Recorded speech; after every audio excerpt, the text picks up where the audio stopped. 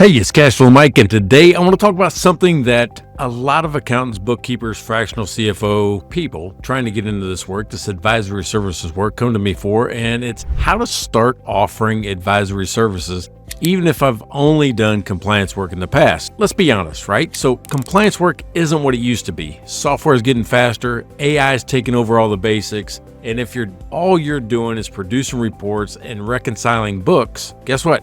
Your days are numbered, right? But here's the good news. Business owners don't just need compliance, they need clarity. They need someone who can help them understand the numbers and make better decisions because of it. I always say that accountants, bookkeepers, some of those people that just record history, you're historians of the company. You record the history as accurately as possible. What you need to be doing is becoming the GPS for the company, figuring out where we're going, right? Where are we going next? If we're going to work together and I'm going to help you make decisions, I need to know where we're going. So that's where advisory services comes in. And I know what you might be thinking. You're thinking, hey, Mike, I've been doing tax prep, bookkeeping, reports for years, and I'm not sure I'm qualified to even give advice. I get it, right? There's a big confidence gap right there. I'm not even sure if I can give advice. Today, I'm going to show you that you're not only there, you're more than halfway there just by your history, right? So stop thinking that way. If all you know how to do is read financials and ask the right questions, that's the basics, right? That's the basics. So today, I'm going to show you how to move from being a technician to being the go-to financial guide that your clients trust. So here's what we're going to cover today.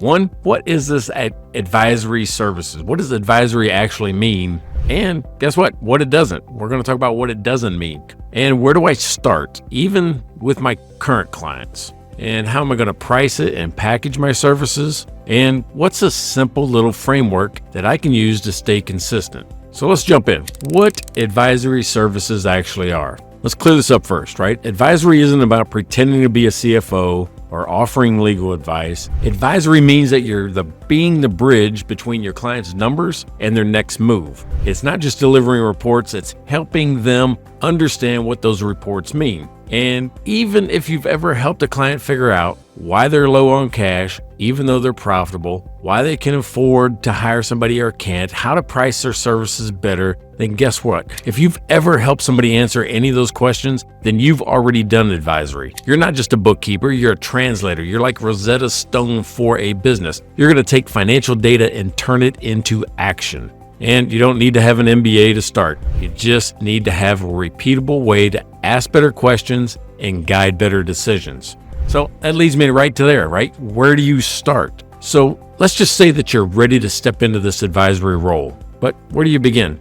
You're going to start with the one thing that every business owner struggles with, cash flow. Here's a simple move. Offer to do a 30-day or 90-day cash flow forecast. And you can say something like, I know you've been watching your bank balance to make decisions. What if we looked at 90 days ahead to avoid any surprises? You got to remember, forecasting is like looking both ways before you cross the street, right? You do that so you can see if a bus is coming or a car or anything that can harm you, right? And the farther you can spot that away, the more options you have to avoid it. So that's what we're going to start with. Just start with, hey, let's just see where cash is going to be landing over the next 30 to 90 days. Then why not expand this into some simple KPIs like what's gross profit margin? Because gross profit is the most important number in your income statement. It is the only place that you can get cash to put in your pocket or pay for your expenses. What about revenue per employee? That's something we can calculate up pretty simply and compare it to when we liked our business and when we didn't like our business, because there's times when we are productive and not so productive. You're also going to look at things like days of accounts receivable or days of accounts payable, which is how long does it take me to get paid? How long does it take me to pay my bills? Here's what I want you to do, right? I want you to start using monthly meetings to talk about trends, and not just totals. I'm talking about trends. And when I talk about trends myself, I'm asking a couple of different questions. Is this good or bad? And did I expect it? Because if I expected it, then it explains why the trend's going up or down or sideways or wherever it's going to go. Those are two questions. Then I look at how does it relate to the other things that I'm looking at? Now I look at 5 trends specifically. I'll look at everything on the income statement, meaning sales, cost of goods sold, gross profit, operating expense, and net profit. Remember, on net profit though, net profit is just a result. Can't do anything with it. I have to change one of those others I just listed. So that's what you're asking. Hey, what did change this month? What changed? And what surprised you, right? Did you expect it? where do you see things heading? These are questions that we're going to be asking all the time when we're looking at just simple trends. And the key,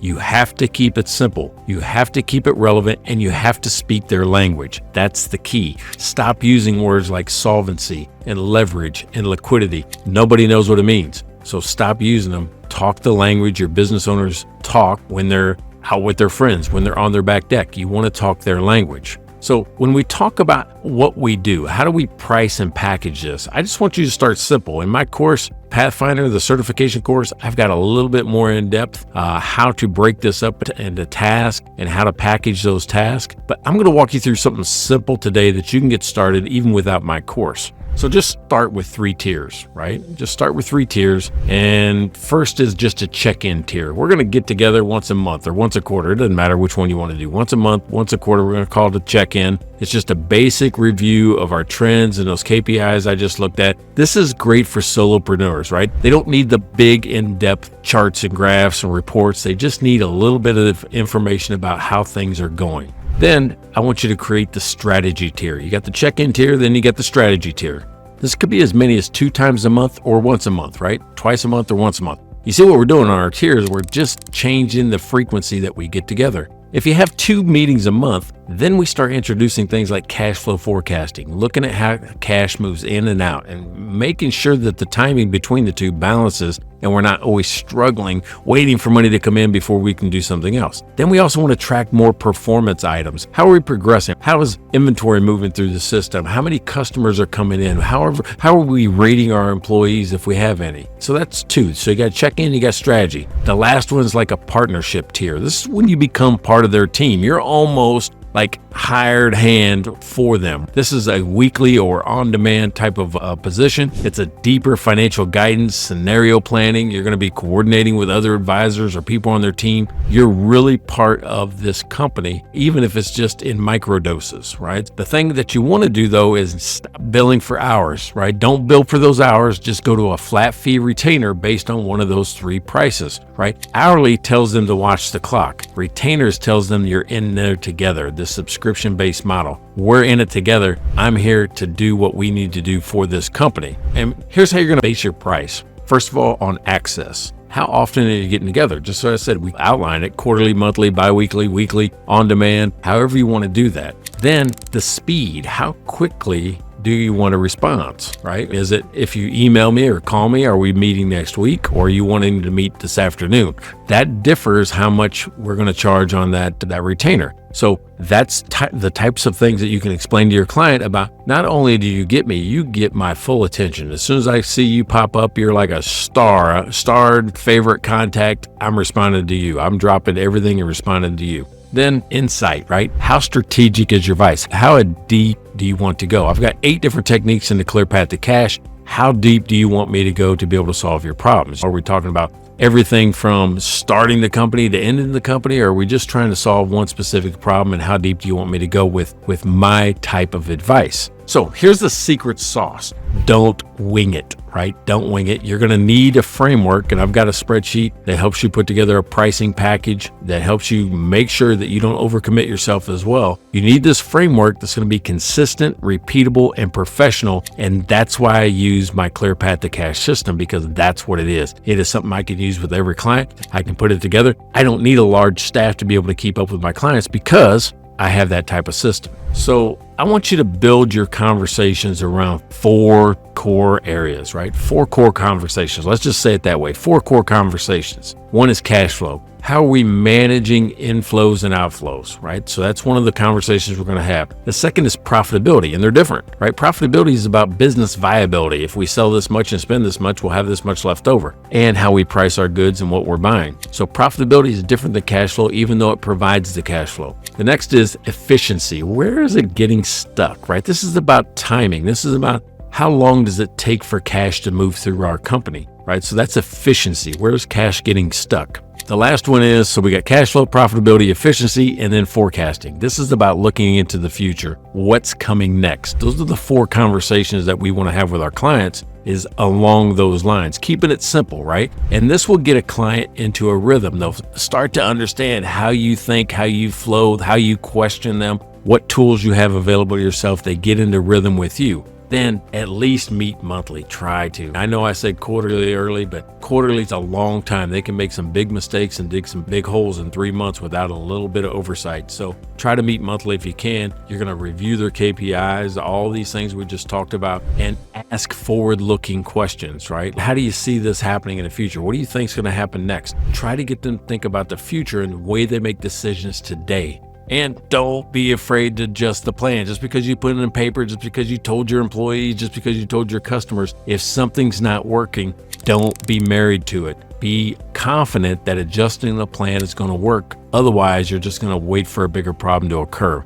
Now, this turns your advisory work into a real system, and systems will build confidence, and that's good for both you and your clients, right? Being confident that you're doing the right things, seeing the right things in the financial statements, and giving the right advice at the right time. All of that matters, and the only way you can do that is to have a system. So you don't need to wait for permission. You don't need to be a guru. You just need to show up, ask better questions, and focus on helping your clients make decisions, not just deliver data. In my book, Don't Tell Me What to Do, tell means terminate every long lecture. Stop presenting and lecturing your clients and actually work side by side to find solutions, right? Advisory services are the future in this industry, right? Let's just be honest about it. And the future isn't about compliance. It's about clarity, right? The future is about clarity, not compliance. Here's your challenge. Here's what I want you to do. I always give you an action at the end of every video. I want you to pick one client. Just pick one and offer a forecast. Offer to just look into the future with them. Use the cash budget from my course. It's easy to fill out, easy to ask the questions with, and that's what you need to do. Ask better questions. Use that book, Don't Tell Me What to Do, to understand the elevation sequence about getting people to understand what their burning issue is so you can start there, and you'll start to shift their mindset and their mentality towards working with you in more capacity than just filling out reports. Hey, I'm Cashflow Mike, and you've got what it takes to be more than a technician. It's you. You can be the advisor that these, your clients need. You're a trusted guide. So let's go build the advisory side of your business, and we're going to do it together. See me at cashflowmike.com.